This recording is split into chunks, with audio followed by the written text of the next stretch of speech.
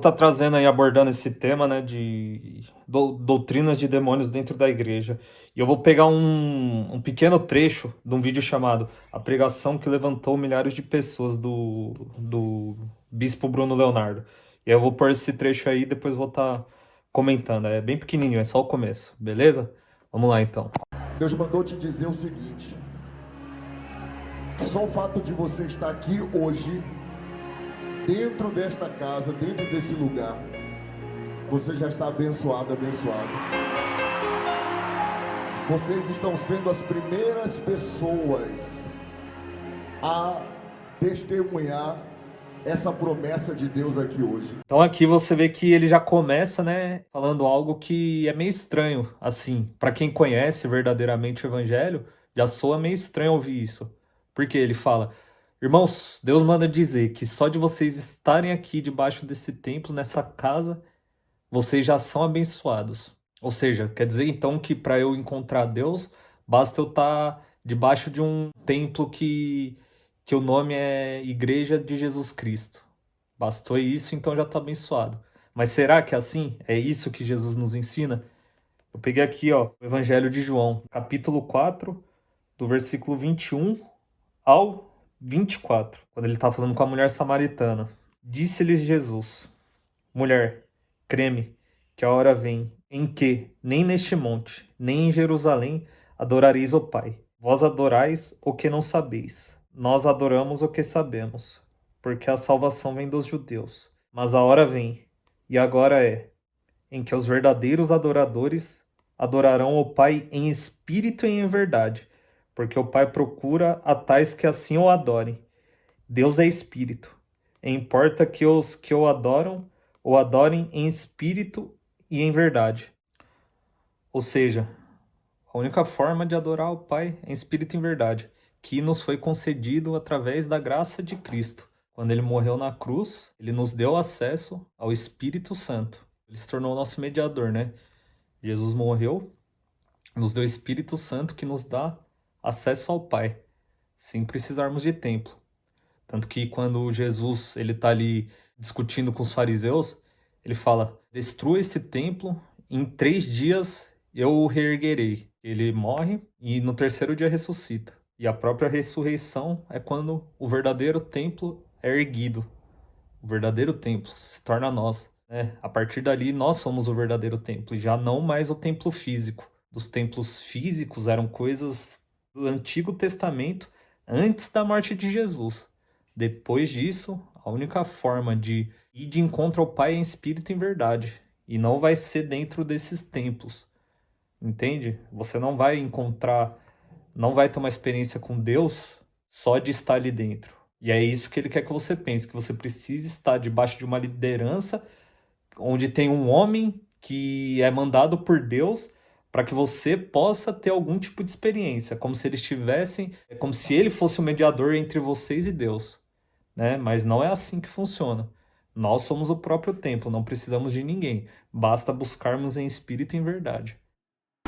Ovelha, você que está com a roupa verde, que botou a mão, você está chorando, repita comigo assim, ó. Grava ela aqui. Grava esse bispo. Quero ser mãe. Tá vendo? Tá gravado? Tá gravado? Deixa ela passar. Sobe ela aqui. Sobe ela aqui no altar. Parado. Em nome do Senhor Jesus. Do glória a Deus das minhas ovelhas. Receba a sua vitória. Leva a sua bênção. A senhora vai subir aqui para contar o seu testemunho. Obrigada, pastor. Ô, bispo, eu te amo. Eu Posso também tirar te uma foto amo. com você? Pode ir o quê? Tirar uma foto com você? Cadê a foto? Eu deixei mais esses trechos para você ver como as pessoas tratam, né, esse bispo como se fosse uma celebridade. Eu faço uma pergunta aqui: vocês acham que elas estão buscando a Deus ou estão buscando ao bispo? Porque mais parece que ali está sendo uma adoração, né, ao bispo do que ao próprio Deus. Você vê as pessoas chorando com cartazes, SOS Bispo, Bispo Quero Ser Mãe, né, pedindo para tirar foto no final, gravando com o celular, como se fosse uma celebridade mesmo. É isso que virou buscar a Deus? As pessoas se reunirem no lugar para tratar um homem de Deus como uma celebridade, não era para ser um lugar especialmente para adoração do Pai? É igual acontece em Atos dos Apóstolos. E isso é muito semelhante com o que acontece quando Paulo e Barnabé começam a realizar milagres, né, através da graça, né, de Deus. E as pessoas começam a confundir eles como se fossem deuses. Eu vou ler aqui, isso aqui está em Atos dos Apóstolos, capítulo 14, versículo 11. Isso aqui é após eles realizarem milagres, né? E as multidões, vendo o que Paulo fizera, levantaram a voz, dizendo, em língua licaônica, fizeram-se os deuses semelhantes aos homens e desceram até nós, né? As pessoas achando que eles eram os deuses, que aquele poder vinha deles. E chamavam Júpiter a Barnabé e Mercúrio a Paulo, porque este era o que falava. E o sacerdote de Júpiter, cujo templo estava em frente da cidade, trazendo para a entrada da porta touros e grinaldas, queria com a multidão sacrificar-lhes. Ouvindo, porém, isto, os apóstolos Barnabé e Paulo rasgaram as suas vestes e saltaram para o meio da multidão, clamando e dizendo, varões, por que fazeis essas coisas? Nós também somos homens como vós, sujeitos às mesmas paixões, e vos anunciamos que vos convertais dessas vaidades ao Deus vivo, o que fez o céu e a terra e o mar, e tudo quanto há neles. Você percebe aqui os apóstolos, a forma que os apóstolos agiram quando as pessoas começaram a endeusar eles e esqueceram do verdadeiro Deus, aquele que realmente realizou aqueles prodígios através da vida deles. Você percebe como eles agem? Eles pularam no meio da multidão, rasgaram as vestes e falaram do poder de Deus. Eles jamais se enalteceram, jamais deixaram as pessoas enaltecer eles por aquilo, entende? E desse pastor aqui, você não vê nada disso, né? Para ele parece que tá tudo bem as pessoas achar que ele é um deus, né? Agora eu vou colocar outro vídeo. Esse aqui é do carnê, ele tem um carnê que se chama Você é Mais Que Vencedor. Eu vou colocar o vídeo, um trechinho bem pequeno também. Em seguida eu vou comentar, pra gente estar analisando aí. Do lugar. Eu quero fazer uma oração por todos os mais que vencedores. E o tema desse ano é justamente esse. Nada faltando, nada quebrado, nada fora do lugar. Você que quer adquirir o seu carnê e através desse propósito é que nós temos feito eventos em todo o Brasil, que milhares de pessoas têm entrado sem pagar nada e, além disso, temos feito grandes doações para hospitais, para entidades carentes, através desse propósito. Nós fizemos uma doação em dinheiro de R$1 milhão para o Hospital Aristides Maltês. Quantos anos ele tem? 3 anos. A minha equipe tá ouvindo aqui, né? Pessoal da tesouraria. Ele tem 3 anos. Até ele completar os 10 anos, eu vou dar um salário mínimo para a senhora. Viu? 100 mil. Pronto. Esse Pix de R$100 mil é para a senhora dar tudo o que precisa para o seu filho. E eu creio. Você começa com a oração. Eu vou orar por todos os mais que vencedores, né? Já para entrar na mente da pessoa e pensar, se eu comprar esse carnê, eu vou ser um vencedor, né? Aquela espécie de bispo que quer vender a graça de Deus, que eles convencem as pessoas que contribuir financeiramente com as obras deles vai trazer bênção para elas, vendendo a graça de Deus. É um absurdo, né?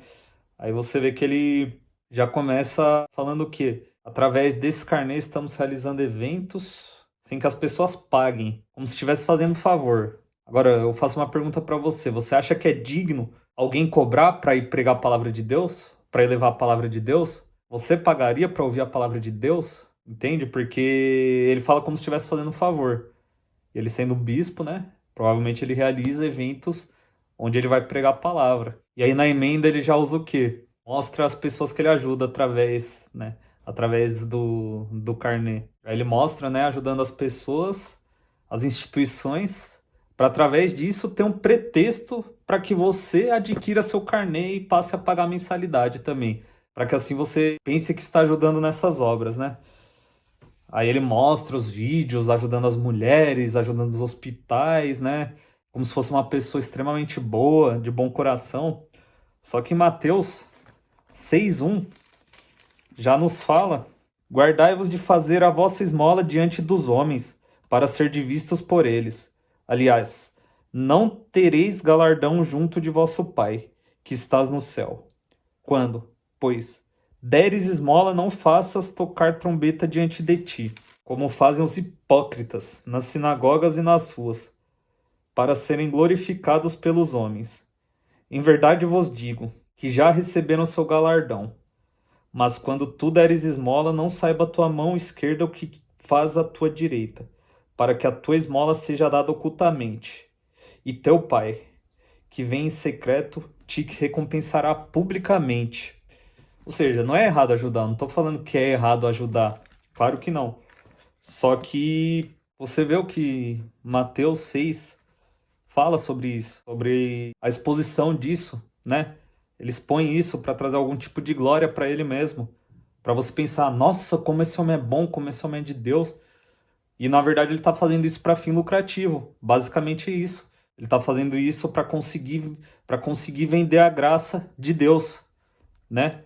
Absurdo isso. Quando esse carnê, juntamente com esta pulseira, chegar na casa da tua filha, do teu filho, que a bênção do Senhor chegue juntamente com eles. E aí no final, eu acho que é o mais absurdo de tudo nessa oração, que ele fala: quando chegar esse carnê e essa pulseira, que sua bênção chegue junto. Ou seja, ele está transformando praticamente a graça de Deus em um baú da felicidade. Você paga a mensalidade, em troca Deus vai te recompensar. Tá transformando no quê? Baú da felicidade. Se inspirou no Silvio Santos, esse cidadão aí. Achando que... Achando não, né? Ele sabe muito bem que não. Mas as pessoas caem nesse engano e acham que a bênção vai chegar pelo correio. O carnê e a pulseira estão abençoados e essa bênção pode vir pelo correio para sua casa. E se você pagar, você vai ser abençoado. Em 1 Timóteo 4, versículo 1, tá escrito: mas o Espírito expressamente diz que, nos últimos tempos, apostatarão alguns da fé, dando ouvidos a espíritos enganadores e a doutrinas de demônios, pela hipocrisia de homens que falam mentiras, tendo cauterizada a sua própria consciência. Tá vendo o que tá escrito aqui em Timóteo? É exatamente isso. Por quê? As pessoas estão deixando de buscar Deus em verdade e espírito e colocando a sua fé nas coisas físicas. Como pode alguém acreditar que um carnê tem a bênção de Deus? Uma pulseira tem a bênção de Deus? Você acha que é cabível isso? As pessoas se deixarem enganar? Na verdade, as pessoas não têm culpa por... Na verdade, têm culpa porque não leem o que está escrito. Mas esses homens pregam essas doutrinas que não provêm da doutrina de Cristo, enganam muitos, entende? Porque exatamente o plano desses apóstatas, né? Enganar as pessoas para que elas botem a fé delas não em verdade e em espírito, senão nas coisas físicas. Então, tome muito cuidado. Se você for em alguma igreja, se você congrega em algum lugar, toma muito cuidado com essas lideranças. Entendeu? Não se deixe enganar, procure a verdade nas escrituras, porque nenhum desses templos é a casa de Deus. Você é a casa de Deus, você é o templo de Deus. Não deixe eles te enganar com essas mentiras absurdas. Se você quer congregar, congregue com pessoas que buscam em verdade e em espírito. Não congregue com esses mentirosos, não esteja debaixo da liderança desses homens, esses falsos homens de Deus, porque não, nem nada disso que eles pregam é a verdadeira doutrina de Cristo. Que Deus abençoe a vida de vocês e até o próximo vídeo.